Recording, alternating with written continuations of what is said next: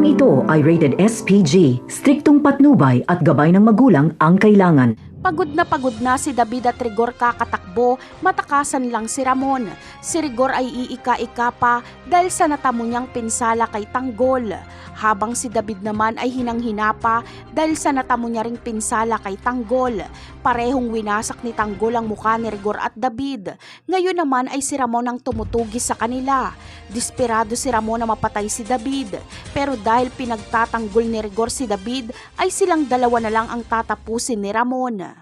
Samantala, unang masusukol ni Ramon ay si David.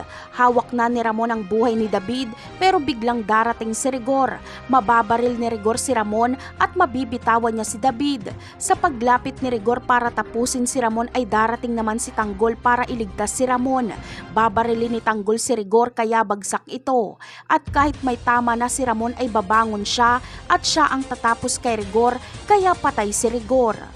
Agad na aakayin ni Tanggol si Ramon para makaalis sila sa San Dimas.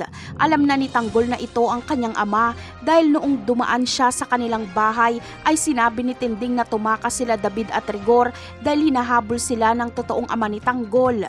Habang si David naman ay buhay pa rin pero nag-aagaw buhay siya. Malala kasi ang tama niya. Si Ramon ang nakabaril sa kanya. Hindi sapat ang kamatayan bilang kabayaran sa mga kasalanan ni David. Dapat sa kanya ay magdusa habang buhay. Samantala, mas lalong kamumuhian ni Santino si Tanggol dahil sa kanyang pag-uwi ay bangkay ng dadatnan niya si Rigor. Ibuburol ito sa kanilang bahay at bukod kila chairman at ang mga tanod ay walang makikiramay kay Rigor. Isinusuka kasi siya sa San Dimas dahil abusado siyang tao, kaya walang nagmamahal sa kanya. Kahit si Mando ay hindi makakapunta sa burol ni Rigor dahil nagpapagaling ito. Nabaril kasi si Mando sa nakaraang engkwentro.